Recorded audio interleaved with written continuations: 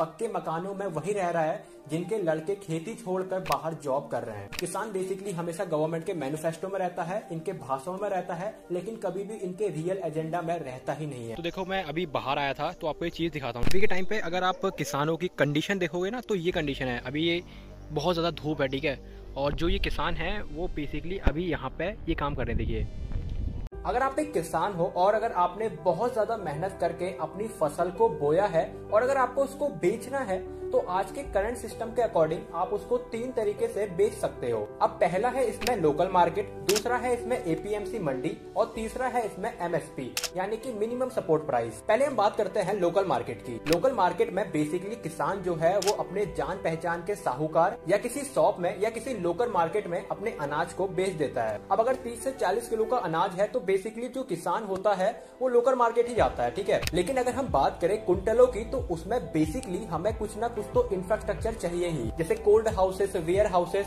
इन सभी चीजों में ना बेसिकली बहुत ज्यादा पैसा लगता है, ठीक है। और इसी पैसे को देखते हुए गवर्नमेंट एक सेकंड ऑप्शन लाई जो कि था एपीएमसी मंडी का। अब एपीएमसी मंडी में basically warehouses, cold houses, इन सभी चीजों की बंदोबस्त हो रखी होती है। किसान को बस ट्रांसपोर्ट में पैसा लगाना है और अपना अनाज बेसिकली एपीएमसी मंडी पर लेके आना है। अब जब किसान अपना अनाज लेकर मंडी पहुंचता है तो उसे बेसिकली कमीशन एजेंट देखने को मिलते हैं, जिनका काम होता है सामान को लोड कराना, अनलोड कराना, बिडिंग कराना। यही काम बेसिकली कमीशन एजेंट का होता है। फिर जैसे ही ये प्रोसेस कंप्लीट होता है, फिर अलग अलग बिडर्स आते हैं और किसान को उनकी अनाज का एक अमाउंट बताते हैं, और जो बिडर सबसे ज्यादा अमाउंट किसान को देता है तो किसान उसको अपना अनाज बेच देता है। अगर आपको एपीएमसी मंडी को सिंपल वे में समझना है तो जैसे फ्लिपकार्ट और अमेजोन काम करती है, वैसे ही एपीएमसी मंडी भी काम करती है। फ्लिपकार्ट कंपनी बेसिकली बायर और सेलर्स को मिलाकर जो कमीशन मिलता है वो उसको रख लेती है, वैसे ही एपीएमसी मंडी भी काम करती है। बस अंतर यह है कि एपीएमसी मंडी में ट्रांसपेरेंसी बिल्कुल भी नहीं होती है। आप खुद सोचो ना, अगर एपीएमसी मंडी इतनी ज्यादा फेयर होती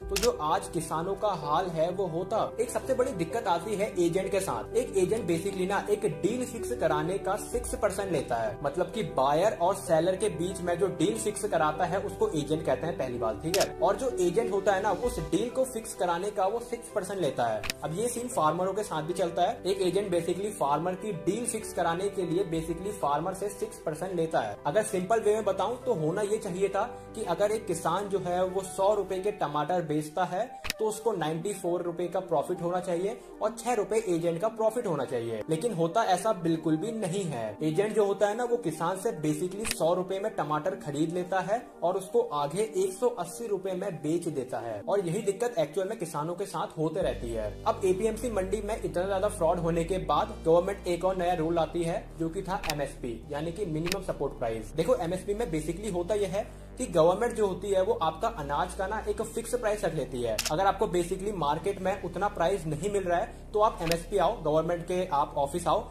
आपको उतने प्राइस में जितना एमएसपी ने डिसाइड किया है आपको उतने प्राइस आपके अनाज का मिल जाएगा। अब इसमें प्रॉब्लम ये होती है ना कि गवर्नमेंट बहुत ज्यादा इसमें धक्के मरवाती है, आप कल आना, ये होना वो होना। तो इसमें बेसिकली जो किसान होता है उसको 2 चीज का डर होता है। पहला तो ये होता है कि यार जो उसकी फसल होती है ना, उसकी दिन पर दिन जो होती है उसकी कीमत गिरती जाती है और उसकी जो फसल होती है वो एक्चुअल में खराब होने लग जाती है। और दूसरा ये है कि जो किसान ने बैंक से लोन लिया है उसका इंटरेस्ट जो होता है वो हर दिन बढ़ता रहता है। अब इन दोनों चीजों का डर देखते हुए ना किसान बेसिकली जो होता है वो एपीएमसी मंडी को चुनता है या फिर कोई लोकल मार्केट ही चुन लेता है। देखो, हमारे इंडिया में ना एक्चुअल में एग्रीकल्चर को सेकंड प्रायोरिटी में रखा जाता है, जबकि 45% से भी ज्यादा पॉपुलेशन सिर्फ एग्रीकल्चर में ही डिपेंडेंट रहती है और 15% इंडिविजुअल तरीके से एग्रीकल्चर में डिपेंडेंट है, जैसे कोई ट्रैक्टर बना रहे होंगे, कोई पेस्टिसाइड बना रहे होंगे। और जब इतना बड़ा परसेंटेज इन्वॉल्व हो जाता है एग्रीकल्चर में तो यहाँ से गेम होता है पॉलिटिक्स का। किसान बेसिकली हमेशा गवर्नमेंट के मैनिफेस्टो में रहता है, इनके भाषणों में रहता है, लेकिन कभी भी इनके रियल एजेंडा में रहता ही नहीं है। जब से ये देश आजाद हुआ है ना, तब से जितनी भी गवर्नमेंट आई है तो उन्होंने सिर्फ एक ही चीज कही है। पहले किसान कच्चे में रहता था तो हमने उसे पक्का कर दिया, पहले वो चूल्हा जलाता था हमने गैस दे दी। लेकिन असल बात तो यह है कि पक्के मकानों में वही रह रहा है